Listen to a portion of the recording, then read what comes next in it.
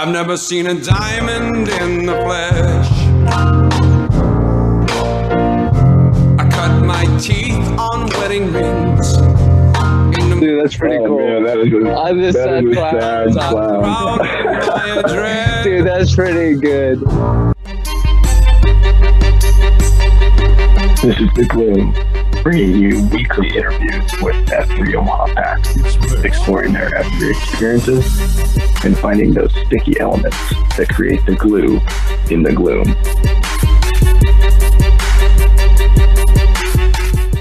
I sound the words out. Takes me a while. I feel like that's really what lawyers specialize in, is reading, isn't it? Isn't that Oh what yeah. Yeah. Well, yeah, or I hire someone like Notos to read for me and tell me what it says. Can you read this out loud to me? I love it. Yeah. Bloodshot, how are you? I'm great. I'm good. It's beautiful outside. It's a Wednesday. I've got the afternoon off. Get some other stuff done too. So Nice. He was telling me about IPC and sounded pretty daunting. yeah, I did one this morning. Yeah. Where'd you do it at this? Were you you weren't at Combine, were you? No, I did it next to my house, just over at the middle school with about 5 other guys. So, but I was telling Pony that I had to start it. I'm always worried that I won't have enough time. So I started maybe 10 minutes sooner, and it took me about 48, 43 was my time. I probably could have gone faster if I had someone pushing me, but like for the whole first round, I had no one with me. So, No. Yep. yeah. Have you done it yet, Plague? Yes, sir. I did it this morning on a Combine, and Magic is my pusher. He like That dude can run. He's fit, man. He's last week I did week 0, and he got 28 or 29.16, and I got 29.18. Oh man. I let him pull ahead of me, the last few seconds. But and then this week I got 28.16 was my time. Wow. He was at 28.08. So Wow. So he's sufficiently. I mean, he's much better than you. he's definitely a few seconds better than me on everything, which is okay. That's but like I guess Smash Mouth I heard was like in the 26-minute range. Wow. Dude's a freak too.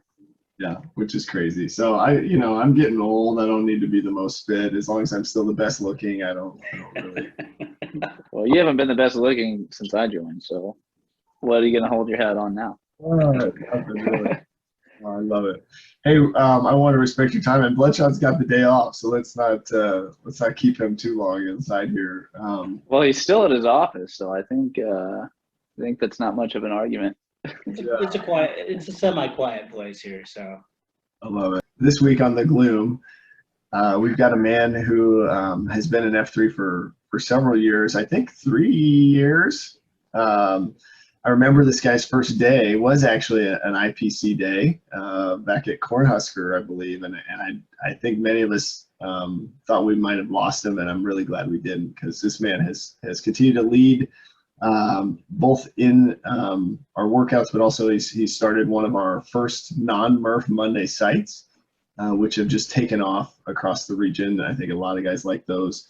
He's also been super engaged in several different book studies, Q-Source studies, and I've gotten a chance to know him through some book studies, but only when I let him talk. So we might have to ask some pointed questions to our man Bloodshot today. So Bloodshot, super excited to hear your thoughts today, and I promise I'll try to ask more than I talk today, but want to hear your thoughts on that first workout, and then I think some of us might know, but what's the story behind the name Bloodshot? So if you don't mind, give us some background on that. Yeah, well, yeah. Thanks for having me, you guys, and this is a great chance to hear the stories of everyone else. So sharing mine was June 4th, 2019 was my first day. It was not an actual Iron Packs day, but it was a day that the Plague was queuing at Cornhusker. So it may as well have been. And it was just a brutal day. I had not done much exercising before then. And the way I got my name, I was grasping for air, and everyone's asking me the usual, tell us about yourself. And all I could come up with was, I'm a dad, I've got twins like everyone else in F3, which wasn't original enough to get a name regarding twins. So I mentioned that I see patients, I'm an eye doctor, I'm an optometrist.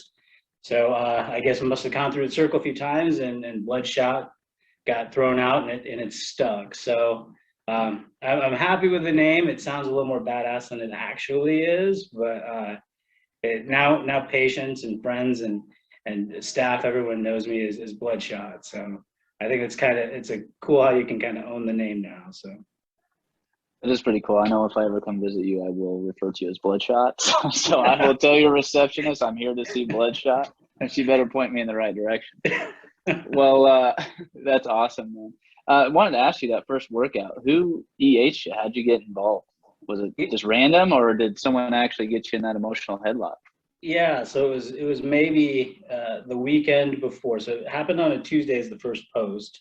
So on the Saturday before, I was at a mutual friend's birthday party with Safe Ride was there, and Tenderfoot was there, and Safe Ride knew well enough not to tell me to go on a Monday somewhere.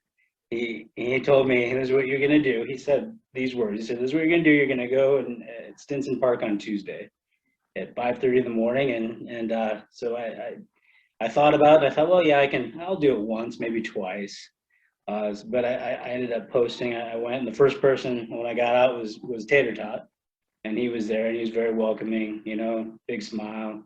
Asked about who asked me to come, and I think I said ride share or Josh or something like that, and so it confused everybody, just like everyone else does, and come to find that of our kids, our oldest, there's 1, 2, 3, 4, 5, 6 or 7 kids in our class that are all have dads that are in F3.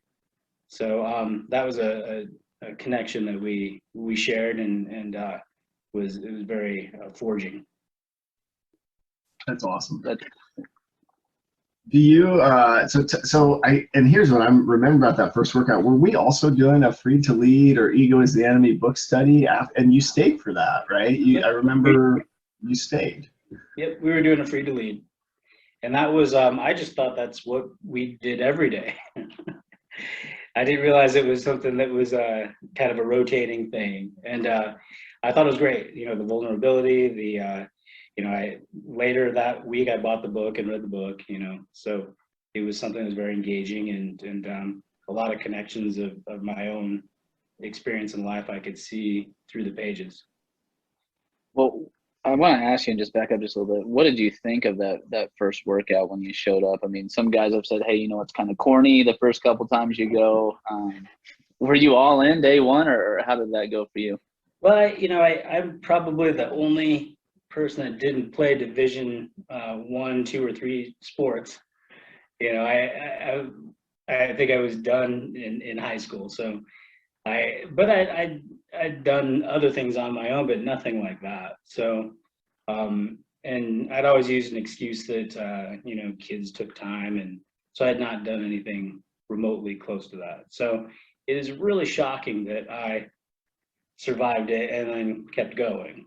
So, but yeah, it really got me. Yeah. Where were you at sort of in life before that that you feel like got you prepared or willing to even try it, or is Safe Ride just that convincing? It could be that maybe he had an open case against you or something and said, hey, if you go, I'll let you off. No, but where were you at before kind of being open to showing up? Well, we moved back. We'd lived over the river in Glenwood, so we'd left legacy friends, and then we didn't really get the friends that we thought we'd have when we were in Glenwood. So when we moved back, we thought, well, it's a new start, and we're gonna, we have kids, and the kids, we want to know who their parents are, and so getting to know them a little bit. And Safe Ride would probably give you the argument that he can, argue at the Supreme Court, so he can also EH extremely well, which he did. but I think the right, because I've tried to EH and it doesn't work as well sometimes. So I think knowing what to say, the right amount to say to the right type of person is hard to do, and it just kind of worked for me. So yeah, at that point I was open to it, and I probably would not have been open to it maybe a year before when the twins were 6 months old or something like that. It would have been really difficult. So the window was open, the time was right, and I just I just answered the knock on the door. That's awesome. I like the simplicity there.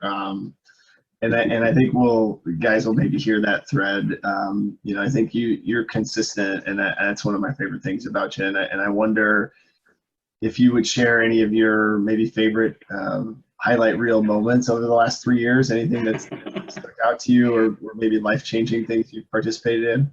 Yeah, well, a couple of them. I mean, because I kind of hesitate saying it because both of you were here, but one of them would be, the plague when you opened up the pit. So that was a big deal, being one of the first people that posted there. And then that whole summer, the fall when Iron Pack started. So that was one of those places we were talking a little earlier that it happened on a Saturday. They happened on Saturdays there, and it was like an extra 15 minutes, because if I were to do it during a week, I might not feel confident I'd finish in time. So I did the Iron Packs usually on a Saturday, and most of you and Jean-Claude have already done it 2 or 3 times during the week. So you were just around to help us out and push yourselves. But so those were major moments when to do something kind of on purpose, to do something difficult together. I thought that was kind of a forging thing, a bonding thing. And I knew that I would get probably laughed, or someone would come around and I'd still be running. I'd stick my arm back and Plague would run up and tap it and go on by. And it's not always, being pulled. Sometimes, even if you're just sticking your arm out and get your fist bump, it's a good way to push each other. So, and then the other one with you, Pony, is that the 2 Club, when we were doing the 2 Club. So Pony walks in, kind of like when Larry Bird won the 3-point championship. I think that's where he got it from. He walks in and into this foursome with Lucky Charms, and I think Squidward or someone was with us, and he just says, "I'll probably win this thing." I always carry that confidence throughout my life. I'll let you know I did not win that tournament, but I thought I was, and I think I'm going to win this weekend too. So, Man, that was one of those second F times. It's just kind of, it wasn't in the gloom, but it was a good time to bond. You're talking about second F here, and you had talked about where you were kind of at in your life prior to F3. I guess would you mind touching on where you found yourself in the second F and third F component prior to F3, and what that looks like for you now? Yeah, so a little bit touching on that second F, I was not in that place. I was kind of thinking, well, I'll hang on to these legacy friends and see them when I see them, and maybe those 4 times a year will be enough. But I kind of realized that to be a friend, you kind of have to see each other, and you kind of have to see each other quite a bit, almost for a lot of this, every day. And some people I might not have normally been friends with, I've had pretty strong relationships with, and you breaking down that you can be really vulnerable with. So from a second F standpoint, I thought I had it, but I was probably nowhere near it. And from a third F standpoint, that's always ongoing too. I mean, things that I had learned and I thought I was confident with, I've had to kind of break down and re-examine. And as I get older, I'm still learning. So a lot of the third F things, like our small group discussions now on Thursday mornings, it's been very helpful for me. Even though you guys probably think I don't ever talk, I'm always self-reflecting and introspective. I'm thinking, and sometimes it's just kind of peaceful to hear you guys talk. I will say, so a couple things I just wanted to call out.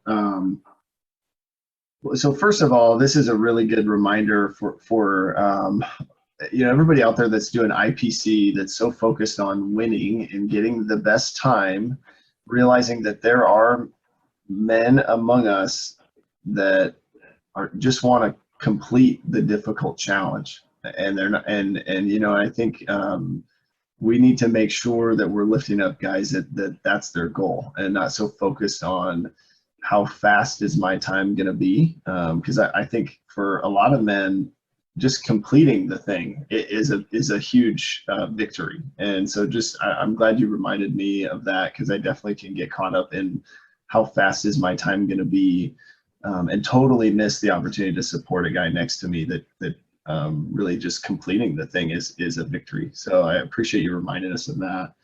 And then the other thing I will say, and this is also for me, so thanks for letting us interview you so that I can learn and grow, but there's something in just consistency, steadfastness, or silence, whatever you want to call it, but in a lot of those Bible studies or book studies we've been in, Bloodshot, you will speak up when we prompt you, like when we when we say, like, Bloodshot, what do you think?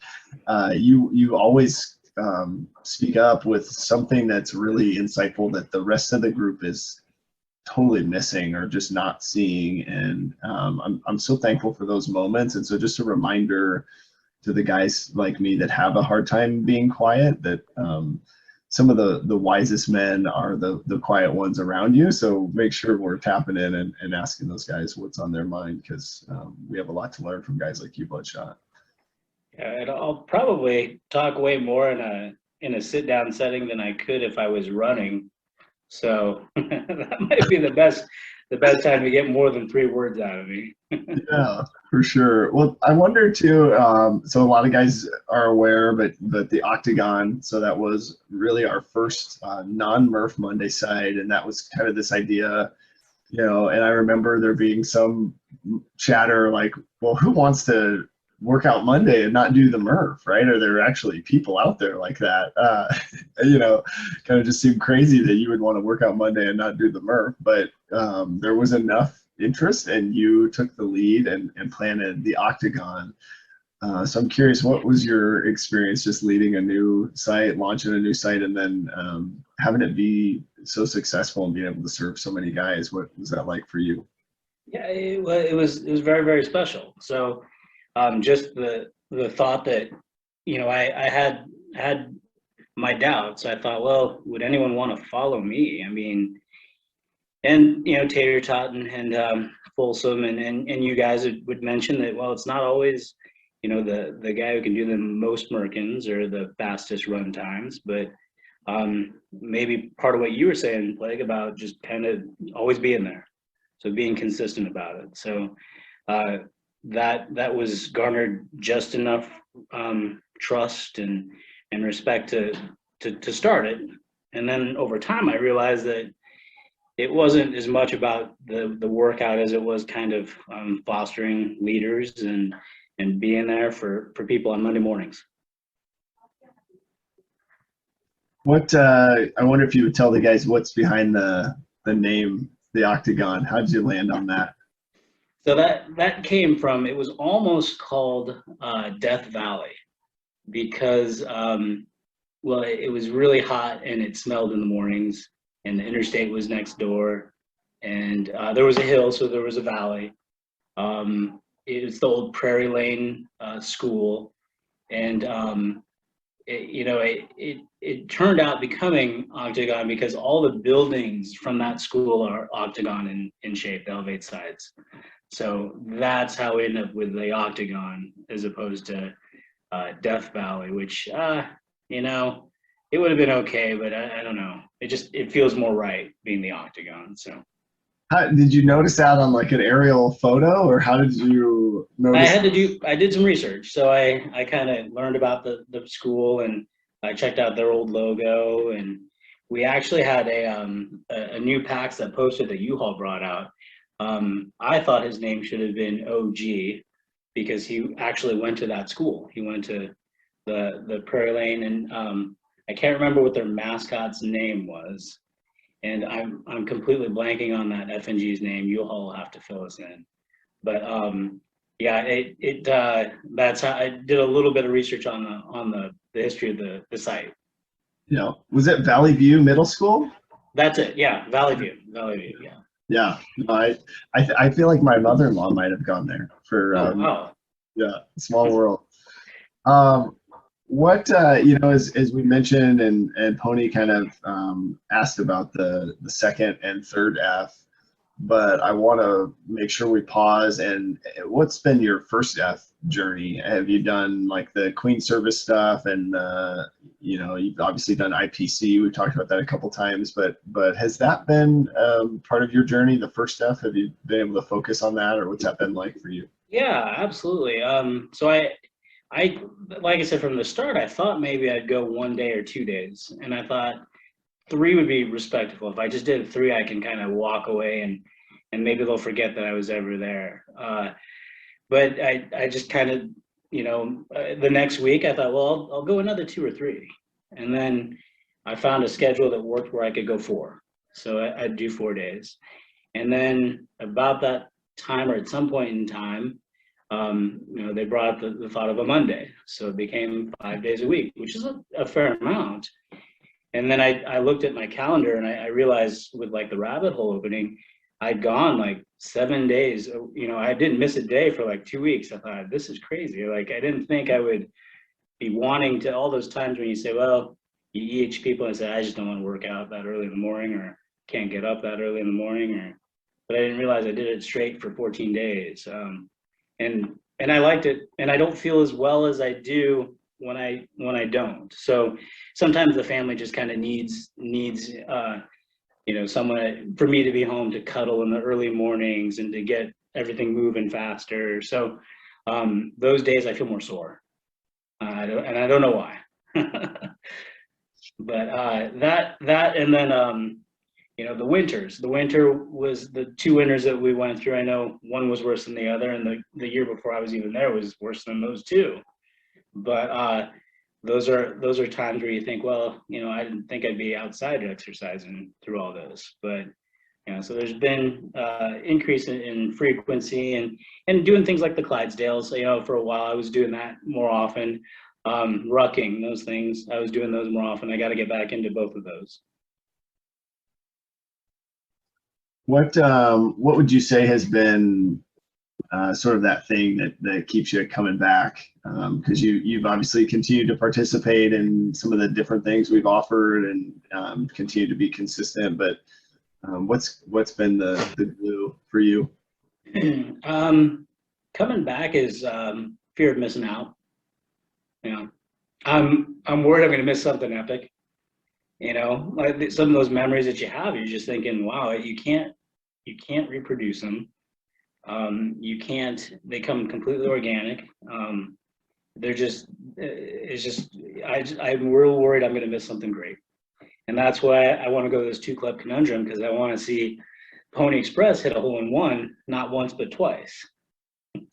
Yeah, there's a $10,000 prize, right? I heard, or something, right? I heard Mufasa sponsoring a hole, the 5th hole. He said this morning. I don't know.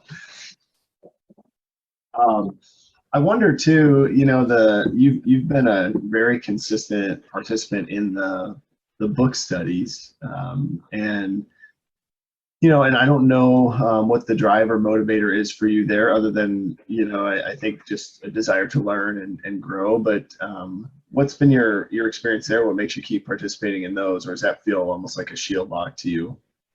Both. I like the perspectives. I mean, we've got respect group, we've got the mid group, we got the hate group there, we've got people from different parts of the area, different parts of the country. So we have these different perspectives, and it's not just one religion. It's so that it's just kind of a nice blend and mix, and that's why I like listening. I like hearing where people where they came from and what their thoughts are and how they got there, and I share mine too. I like to let people know where I'm from too.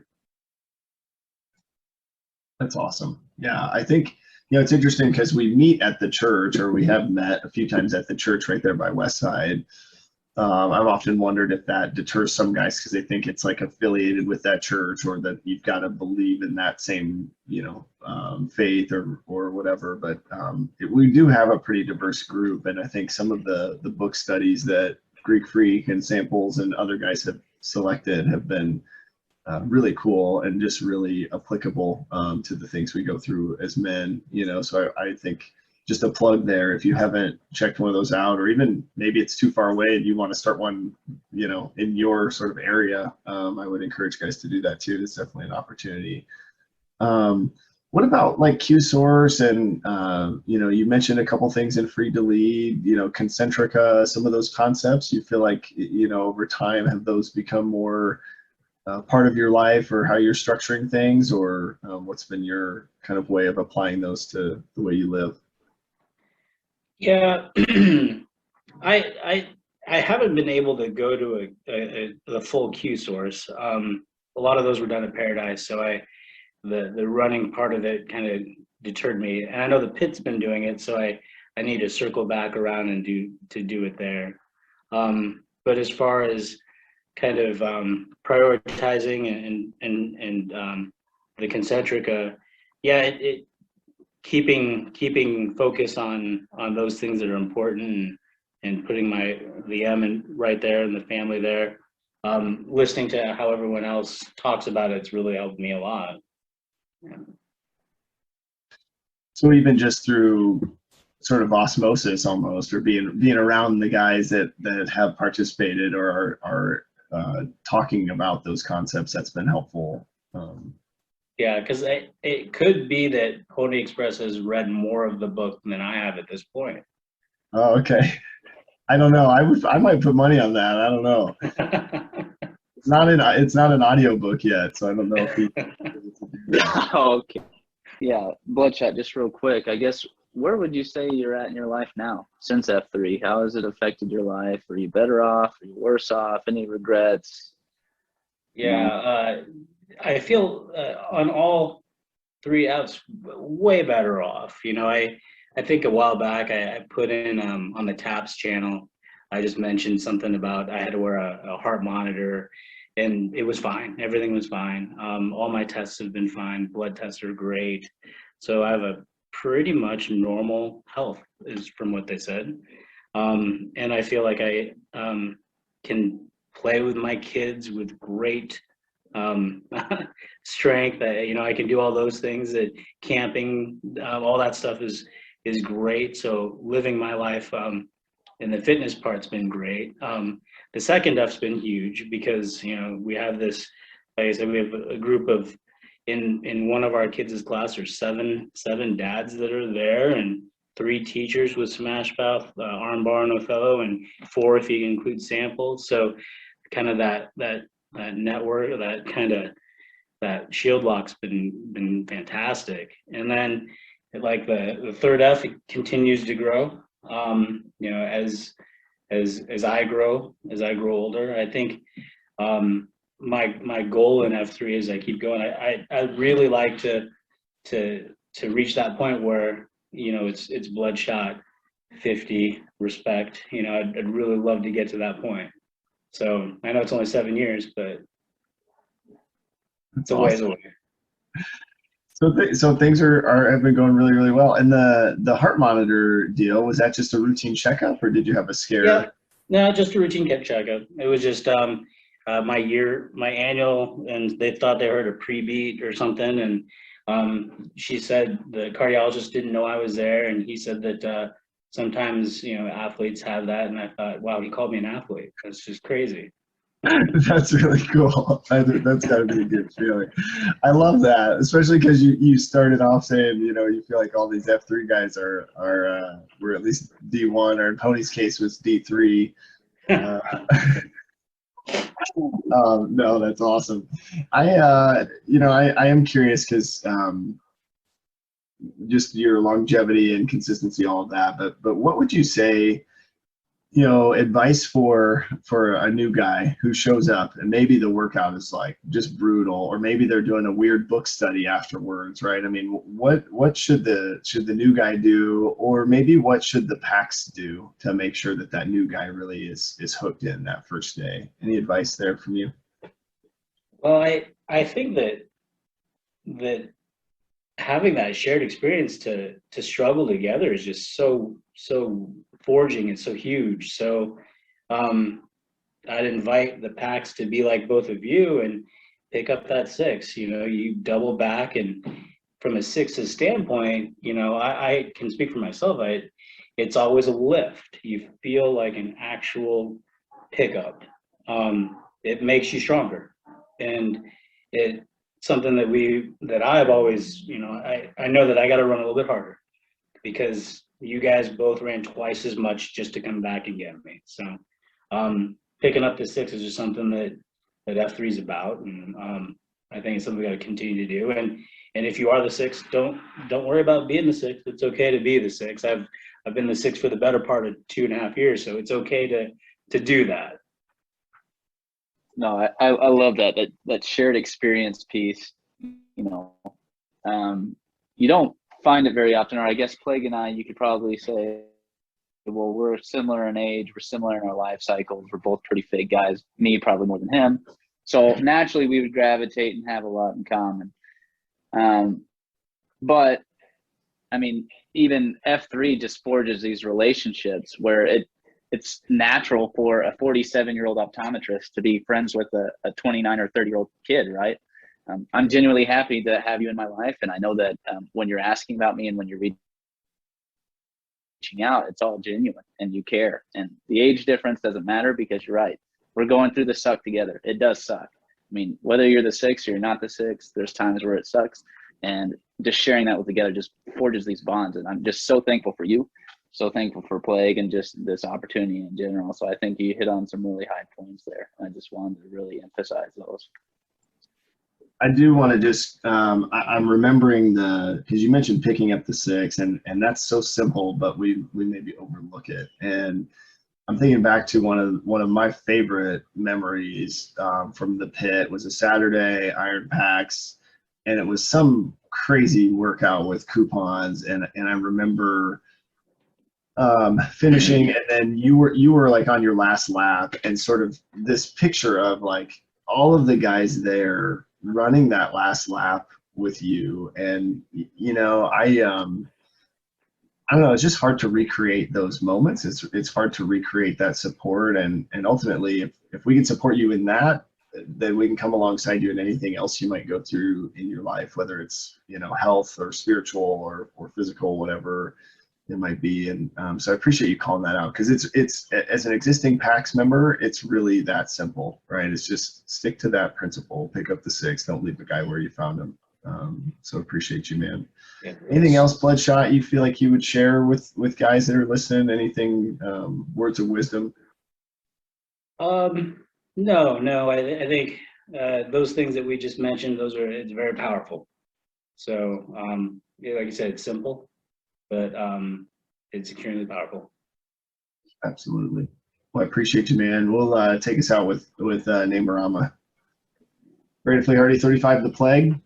The Plague, John Whitworth 30, Pony Express. Pony Express. Hey! Francisco Dozy 43, Bloodshot. Bloodshot. Bloodshot. Good job, man. Thank you, brother. Love you, man.